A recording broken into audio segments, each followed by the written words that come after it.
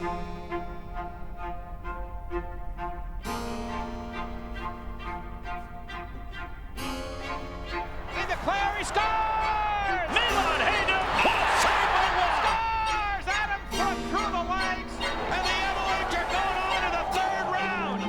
cannot write the story of Denver's professional sports history without Pierre Lacroix being a major chapter in that book. Shot and score!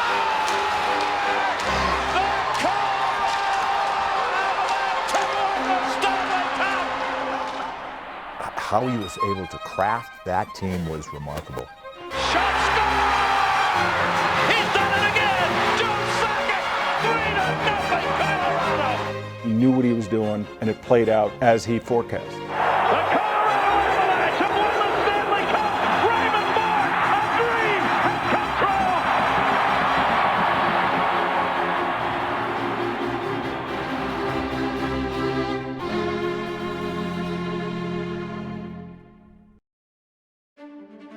Nobody in town knew who Pierre Lacroix was when he arrived. He was the general manager. He was running the Quebec Nordiques. Why would we know who was in charge of that team? And then ultimately, you start to realize what he's doing. And what he was doing was all about one thing. He's focused on making his franchise the best, and we're going to go about winning, and that's how it's going to be. And anyone who wants to get in the way is going to be a problem. Anybody who wants to help out, get on board. And that's that. It was a simple, uncomplicated way that was extremely complicated.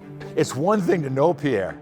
It's another thing to underestimate him. He was competitive, brilliant in what he wanted to do, and just knew how to win. They score! And the Avalanche will win their first game over Detroit. He's a guy you can trust. He made you believe in what he's trying to do. And we had a really good young team, and I just felt like we're going to get there sooner than later. He had a plan, and that team that you saw about Christmas and the New Year was put together from a team that he picked just about 2 years previous was phenomenally different. And all of a sudden, if you talk about what the character of the team was that arrived versus the character of the team that suddenly was playing the second half of the season, those are very different teams. And that's when you see what Pierre saw. Pierre saw these needs, he saw the chances to take, and he was willing to take the chances. Here's Forsberg. He scores right off a face-off. Peter Forsberg. The one that always fascinated me was how did he make that choice? He had 3 center icemen in Quebec that all ended up being in the Hall of Fame and were spectacular players. He was going to keep 2. He had Matt Sundin, Joe Sakic, and a very, very young Peter Forsberg. Pierre obviously made the right choice. Trade Sundin to Toronto. They bring in Wendell Clark and some toughness, what they felt they needed. So the pieces started to fall into place. You started to see what he was going to do with this hockey club. Wendell Clark and Owen Nolan were a big part of what Quebec was. And they're sending these guys away, and they're bringing in Claude Lemieux. We know what he's made of. Sandis Ozolinsh, very skilled offensive defenseman. So everything was set up perfectly. And then when Pierre went out and got Patrick Waugh, that was it.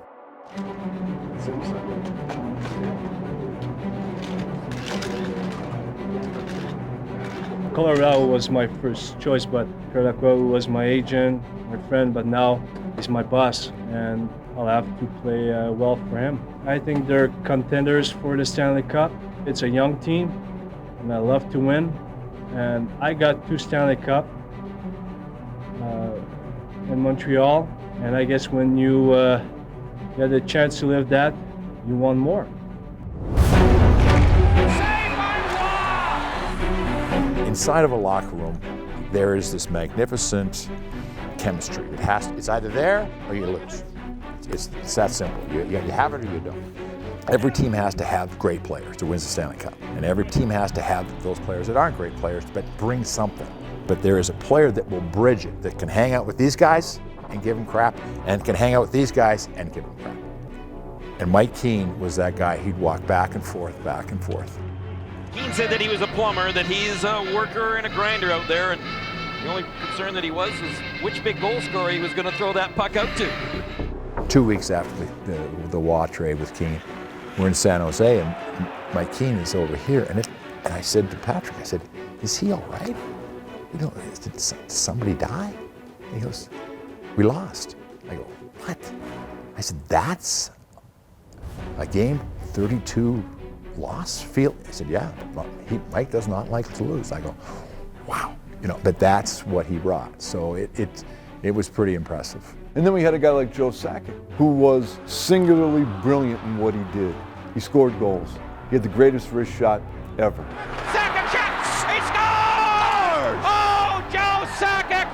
Thank you! Thank you! Thank you! Peter Forsberg was a leader every single night on the ice because he was the toughest player on the team. You had a great defenseman in Adam Foote. You had total great role guys that you need, like with Deadmarsh and Lemieux. You go down the list, Valerie Kamensky. All he did was score goals on what I thought was still, and we can argue about this, the greatest line in Avalanche history. Forsberg centering Lemieux and Kamensky. I'm pretty sure that in 95-96 they all scored 30 goals. And I don't think that's happened since. We've had a lot of great lines here. Sakic, Tanguay, Hayduk. We've had a bunch of great lines. But that line to me was the most dangerous every time they went on the ice. And it's Kaminsky working it up the middle to Forsberg, 2-on-1. Lemieux scores! We talked about the transition, and there it was. Who's around? Right from the score! Sakic in triple overtime!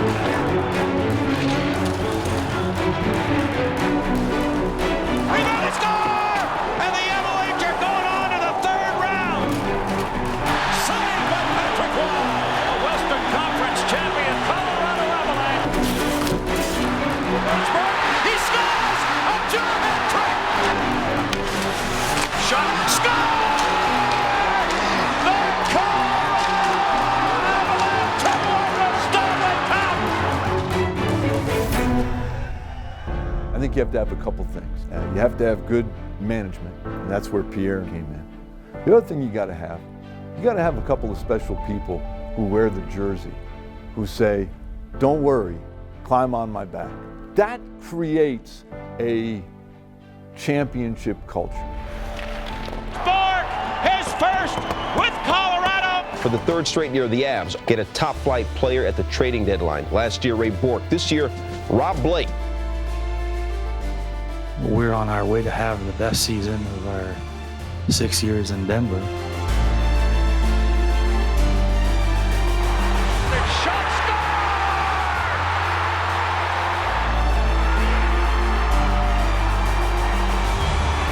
Score!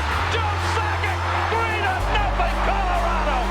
The Colorado Avalanche have won the Stanley Cup. Raymond Bork, a dream has come true.